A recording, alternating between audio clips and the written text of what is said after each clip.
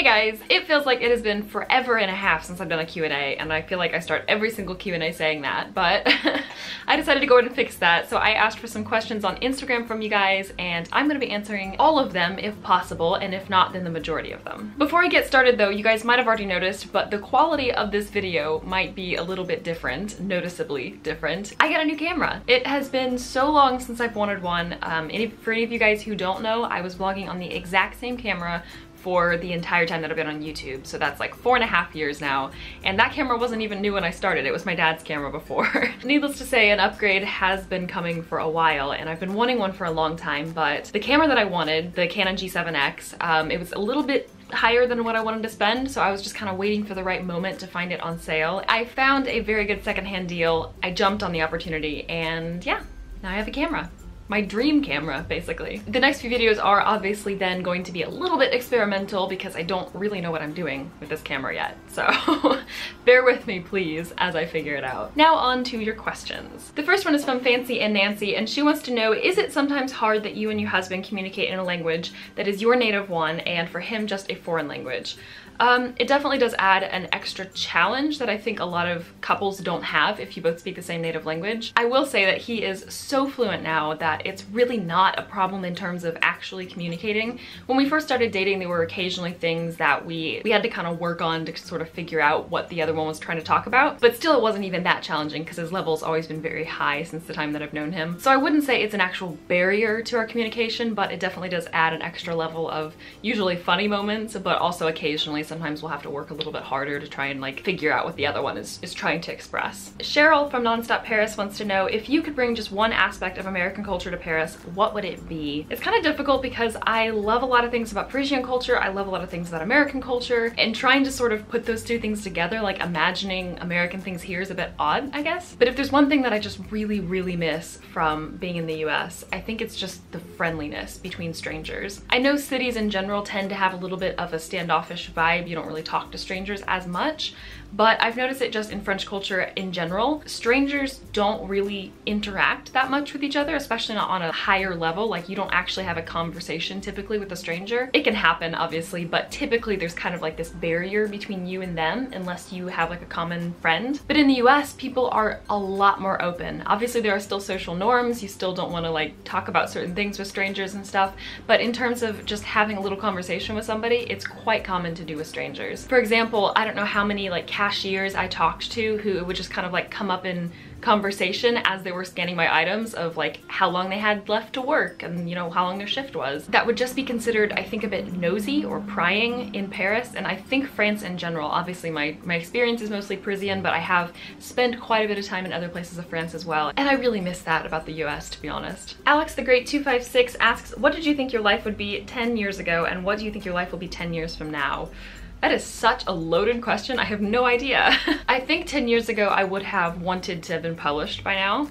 I say I think, but I definitely did. I did have these dreams though when I was little. I mean, 10 years ago would have made me 14, and I think at that point I was still planning on like getting published before I was 18 and being one of those little prodigy authors, and obviously that's quite like unrealistic. As far as my life 10 years from now, I don't really know. I'm not really sure I have any super concrete goals other than obviously I want to have written some more books, and I do say plural because in 10 years I would have hoped I would have written a few, and I want a puppy or potentially a kitty if I stay in the city. A cat is probably a little bit more realistic in the city. Nanji asks, do you plan to live in other places around the world in the future aside from France and America?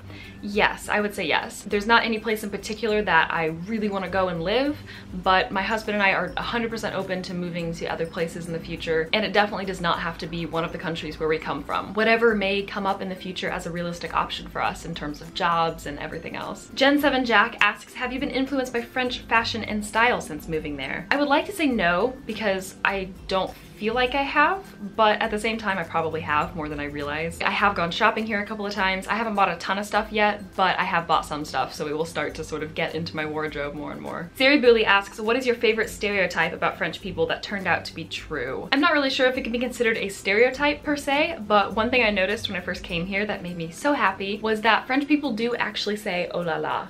A lot, like a lot. Nosemil09 asks, likes, dislikes about France or French culture, or anything you'd like to try in France. As far as likes and dislikes, I did a video about this where I think I probably mentioned the majority of things that sort of stick out in my mind, and I'll link it up in a card. I actually don't know which side the cards are going to be on with this new camera, but you guys will see. In terms of things I'd like to try in France, I have tried a lot of different foods, maybe not a lot of different activities. I think the majority of things that I sort of have on my bucket list about things to experience in France have to do with visiting places. Like, I've never been to the south of France. I've been to Bordeaux, but I've never been like to the south or in the beachy areas or anything like that, like the coast. And that's something that is very exemplary of French culture, and it's a very big part of what people imagine when they think of France, and it's something I haven't experienced yet, so yeah, that's definitely on my bucket list. Chris asks, do you and your husband binge French or American TV shows? If so, which ones? American, hands down. Well, some British actually as well, but English speaking in general. We've tried to find some French shows, but every one that we've tried to start, we've just not really liked that well, both me and him. Right now we're catching up on Doctor Who. We've just started Game of Thrones. We're gonna hopefully keep up with that series. Otherwise, we're gonna get it spoiled instantly on Twitter, but we've also watched Big Bang Theory, How I Met Your Mother, The Office, New Girl, kind of the classic ones that I talk about quite often. I've rewatched with him, basically. Anhel64 asks, if you could give only one advice about writing, what would it be? Probably the most important one that just constantly resonates with me is to be passionate about it. Writing is not something like so many other hobbies and things you can spend your time on, because it's something that's very difficult. It's very stressful. It's very overwhelming. It takes so much brain power. For people who maybe aren't passionate about it, that would seem a lot like work, and it would seem a lot like something you shouldn't do in your spare time. But for me, it's something I really love to do, and I think that's something that resonates with a lot of writers. It's something a lot of people can agree with. And if you don't have that, if you don't have the passion, then writing really just does become work, and it becomes a chore. So just do not let yourself lose that passion. Write stuff that makes you happy, write stuff you're really enthusiastic about, and yeah, I think you'll have a lot more success that way. Library Vines asks, how long do your writing sessions usually last? Typically when I sit down to do a writing session, I do sometimes do it before I have to leave for someplace or something, but I kind of like to do it when I have several hours ahead of me, just so I can sort of leave it open in case I want to write longer. Because I feel like a more successful feeling writing session is one where I've written until I feel like I've finished a section, or I've gotten enough done, basically, until I feel really good about my writing session. I think probably typically they're between an hour or two. There are some days when it'll be maybe 30 or 40 minutes, and then there are other days that I will just really get going and just be writing for hours and not even really realize it. But for the most part, probably 1 to 2 hours. Darren Kirsch asks, I've noticed that you have been writing quite a bit. Can you provide us with any details about your novel? Yes, I'm going to be doing that actually. I'm planning to do a video completely about that. Possibly my next video coming up. I can tell you one little detail though, just in this video. It is young adult fantasy. What's your favorite scene from Lord of the Rings in the movies or the books? Oh no, I don't think I can answer this. I can tell you though some of my favorite scenes, and there are probably a billion more that I'll think about right after I turn off the camera. Probably one of my all-time favorite scenes is Helm's Deep, which is a major cop-out. I know, it's like the entire second half of the second movie. Not in the books. I didn't really like it in the books, obviously, because it was like much shorter than in the movie, but it was made so epic in the movies. There's also a little moment in the third movie where Éomer finds Éowyn lying next to Theoden's body, and he thinks that she is also dead. There's something about that moment. He's like crying and yelling, and it lasts about 5 seconds. And I swear those 5 seconds can bring me to tears. That is saying a lot about 5 seconds if they can bring you to tears in that amount of time. I also really like, I know I'm just gonna keep going on and on about this, but this will be my last one, I promise.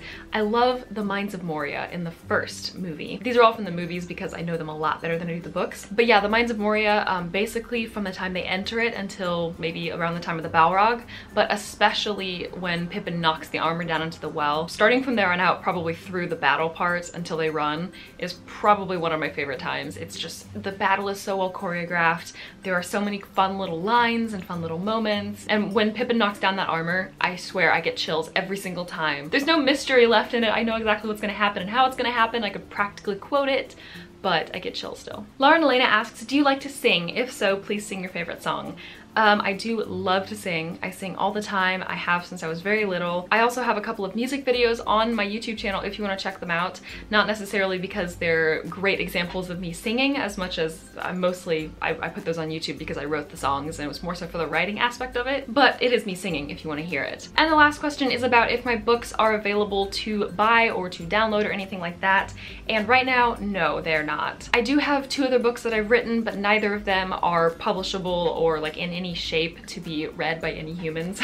The book that I'm writing now, I do hope that I'll be able to share with you guys sometime, but at the moment it's not finished and it has a little bit more work to be done. So unfortunately, no, there is no place to get my writing yet.